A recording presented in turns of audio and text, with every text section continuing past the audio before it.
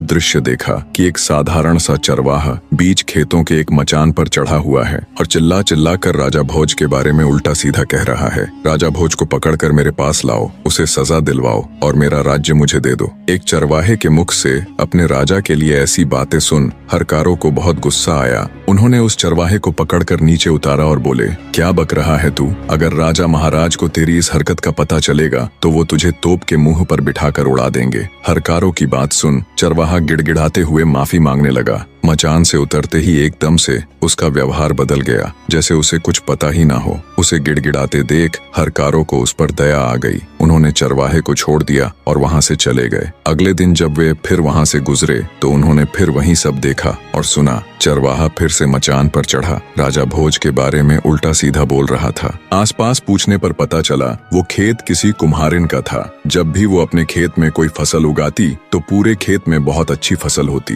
पर उस मचान वाली जगह पर एक पौधा तक नहीं उगता था। आखिर कुम्हारिन ने उस जगह पर एक ऊंचा सा मचान बनवा दिया ताकि इसके ऊपर चढ़कर खेत की रखवाली की जा सके। चरवाहे के बारे में पूछा तो पता चला कि वो एक साधारण सा चरवाहा है, पर पता नहीं क्यों जब भी वो इस मचान यानी चबूतरे पर चढ़ता है तो इसी प्रकार की बातें करता है और नीचे उतरते ही उसका व्यवहार बिल्कुल सामान्य हो जाता है। ये सब जानने के बाद राजा भोज के हरकारों को बड़ा अजीब लगा। उन्होंने राजमहल जाकर ये सारा किस्सा ज्यों का त्यों राजा के सामने कह सुनाया। सारी बात सुन राजा भोज को भी बड़ा अचरज हुआ। हमारे राज्य में तो सब लोग सुख शांति के साथ रहते हैं, फिर वो चरवाहा ऐसी हरकत क्यों कर रहा है? जरूर इसके पीछे कोई तो बात है। हरकारे बोले, महाराज हमें तो लगता है उस मचान में ही कोई गड़बड़ है, क्योंकि जब भी वो चरवाहा उस पर चढ़ता है तो ऐसी बातें करता है, लेकिन जैसे ही वह नीचे उतरता है फिर से साधारण मनुष्य बन जाता है। सब जानने के बाद आश्चर्य के साथ राजा भोज बोले, अगर ऐसा है तो तुम मुझे तुरंत वहाँ ले चलो, मैं अपनी आंखों से ये सब देखना चाहता हूँ। राजा भोज ने अपने सैनिकों और दूतों को साथ लिया और कुछ ही समय में उस रहस्यमयी चबूतरे के पास जा पहुँचे